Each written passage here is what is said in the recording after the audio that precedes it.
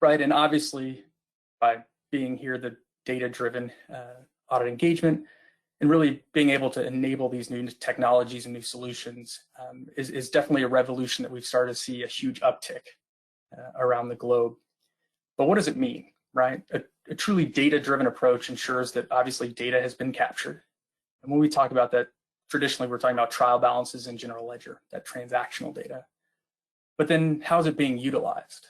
And again, not to get on a soapbox, but when I talk with firms around the globe, most everybody gets a general ledger or gets that transactional detail, and they get it for a single usual purpose, right? They need to perform testing of some sort. But rarely do they really take a step back and look at it in a holistic level.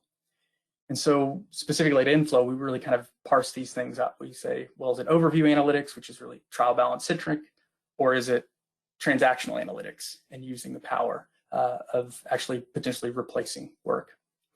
But what you see here on screen are two things that I want to call attention to, because it's terminology that we've coined here at Inflow, RADAs and SADAs, and that's really mechanically where we start using these analytics to a benefit, right? Because I think that the normal attitude as well, the standards don't allow it, they don't disallow it, right?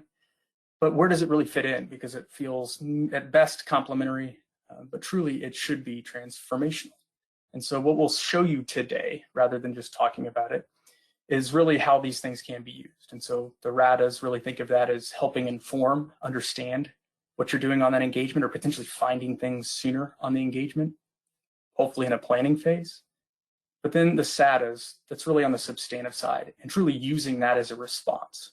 And again, not making it just complementary, but truly using it to say, well, yeah, let me look at whether it's visualizations or using certain patterns, techniques, kind of automated tools and techniques to really harness and focus on the highest risk transactions in an area so that, again, you're really using your highest and best use.